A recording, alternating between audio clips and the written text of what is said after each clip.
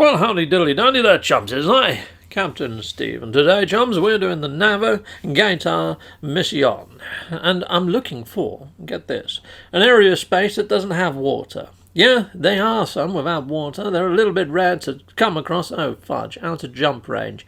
Right, well, leave this with me. I will find one that does not have water, because I'm trying to find one without water, because you're going to have more land mass, obviously.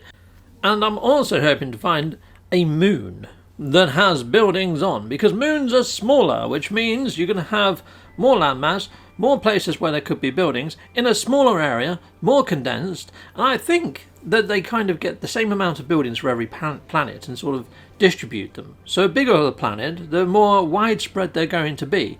Now I'm heading down to this planet, mainly because it's a lush, and it looks freaking lush. Yeah, it is what it is on the tin. I mean, look how beautiful this planet looks. But I'm going to fly over it, and I'm going to scan. And I've sped this footage up by 8 times. And as you can see, I can't find any buildings. None are popping. And that's what I mean. It's a big planet. And I think the buildings have been dispersed across its surface and are not condensed down. So I'm not finding them. So I'm going to leave. I didn't even land. Didn't even land, chums. However, I will be giving coordinates to you guys during this video for the moon I do find in this system. And it's a freaking awesome moon. But you could fly over to that lush. Because I didn't land, I haven't claimed it. Yeah, just saying. Yeah, you could build yourself a nice little outpost on one of those mountains. You think of the vistas. I don't even know what creatures are there. It could be amazing. And go gift yourself a planet. That green one could be yours. And it's ringed. If you like it, you've got to put a ring on it. And that one's got a freaking ring on it. And it's lovely. It really does look like something special. Hopefully it's got diplos. Imagine that. Oh, what have I just given away to somebody? And go and check it out. Yeah, I'm not going back there. I should go back there. Anyway, let's head on over. I'll tell you what, I will go back there in about 2 weeks' time, maybe. I don't know. No, I probably won't bother. Okay, right, so here we go. We found the moon. There's the moon, just there, through the ring. I'm going to fly on down to the planet. The moon. It's a moon, not a planet. Are moons planets? No, they're moons. Right, we're going to head on down. We're going to go down there, and we're going to take a look-see. So it says Barren Moon. We're off to Barren Moon. We're off with Mr. Spoon. Barren Moon. It was actually Button Moon. It was a freaking awesome kids show from the freaking 80s. If you don't know what I'm on about, Google Button Moon. It was a bit weird. It followed this guy called Mr. Spoon, and he flew up in a rocket onto Button Moon, and as soon as he got there, he got his telescope out and started peeking at his neighbours back on Earth. Like, what the fudge? You're on the moon. Yeah. But there we go. I guess that's one of the first things the astronauts did when they got to the moon, is look back at the Earth and go, wow, that's pretty cool. I can nearly see the Great Wall of China from up here. That's exactly what Mr. Button Moon did as well. Mr. Spoon, sorry, not Button Moon. And that's the name of the show. Right, anyhow. We're down on this surface, and I've just done my scan, and you can see that a building has popped over in the left-hand side. We're going to fly on over, and we're going to touch down at that building. Hopefully it's going to have one of those little pylons that you hit it up, it counts as a waypoint. Lovely jubbly. Oh, we flew past one as well. So this one is littered with buildings. They're in close proximity to each other. This is perfect. This is the perfect sort of place to do this mission. So I will give you the coordinates for this during this video, so carry on watching. Make note of them. If you don't want to look for one yourself, I've saved you all the hard work, and it's got some fantastic freaking creatures on here. Look at that. It's got those pumpy sort of ones that fart out reams of cloud. Freaking great. And we've got some butterty flies. Nice. It's also got the long-winged butterty flies on here. You know, the ones that land and then take off again. You know, yeah, I'm good at impressions. Freaking look at that. Fucking butterfly with a tail. Yeah, I can... Impressions, it's one of my many skills. Anyhow, yeah, I've got lots. Right, so here we go. We've hit that up. And yeah, we're going to fly over to the next building, and we're going to be hitting up another one of those masts. But that's basically it. That's the basic premise. We're just going to take off, fly, scan, find a building, land, hit the thing, save, get free navigational data, take off, fly, land.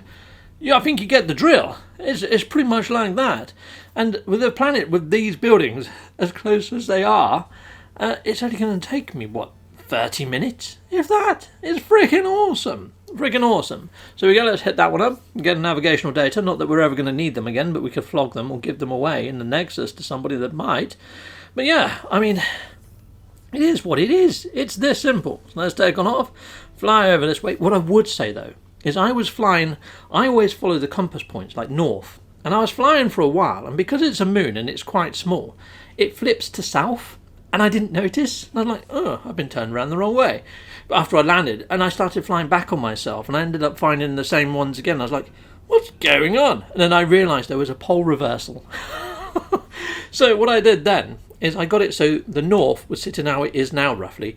So I was flying westerly or easterly, whichever direction it is. But yeah, I kept the north at that side angle and then just carried on flying that way. But it also still swivels, so it looks like it's gone south again. So, bit of a mind job. But yeah, hopefully you're going to do a lot better than me when it comes to being observant, yes, of the north and south compass markers. In fact, I started getting that lost. In the end, I got one of my maps. You know, I've got those maps for the secure facilities and all that lot. I hit up one of those. It took me to another side of the planet, and then I started over. But yeah, it's as simple as that. And also, when storms hit, it's quite hard to see anything. So if you have got some of your old maps on you, use them, hit them up, and just, spark off in another direction. And yeah, you're going to get this done super damn quick on this planet. This planet is awesome for this. And what I would say is there is another moon to the planet. I keep calling it a planet, it's a moon. There's another moon to the planet that this is the moon of. So this planet has two moons. I've only gone on the one. I don't know whether the other moon is as good as this one, but it could be worth checking out, as well as that lovely lush. Heck yes. But here we go, let's head on over here, and we'll go touch down over by this building. Cool. Oh, this one's a bit of a distance. Now what I would say is when they put down the ones that are really far away, as you're flying to it, like I did here, I found another building. But some of these buildings, the ones that are far away, I find are those vertical pylons that take you to like a crashed ship or a derelict freighter, or a crashed freighter, I should say. So yeah, they don't have the waypoint marker, just as a word of note. Okay, so if you do want to come to this planet, I've been promising the code. Here it is, in large, on the frickin' screen. It's in Euclid. This is normal mode, obviously it's expeditions. But there we are. That's it. And there was a big, lovely subscribe banner on that screen. And that kind of is asking you very nicely, hit the subscribe. I'm trying to hit 15,000 subscribers by July of this year, which is my 2nd year channel anniversary. So yeah, if I can hit that 15k, it'll make me a super happy bunny. So yeah, if you've watched a few of my videos and you're liking what you see, but you haven't hit it yet, please do us a solid, smash that button. Awesome. Did you see those creatures? Those are really weird and gnarly. I'm loving the new alien fauna that they've been adding into the game recently, and I really do hope they do the same for underwater and caves. It's like in caves, how cool would it be to have, those creatures that are on the derelict freighters that run up the walls?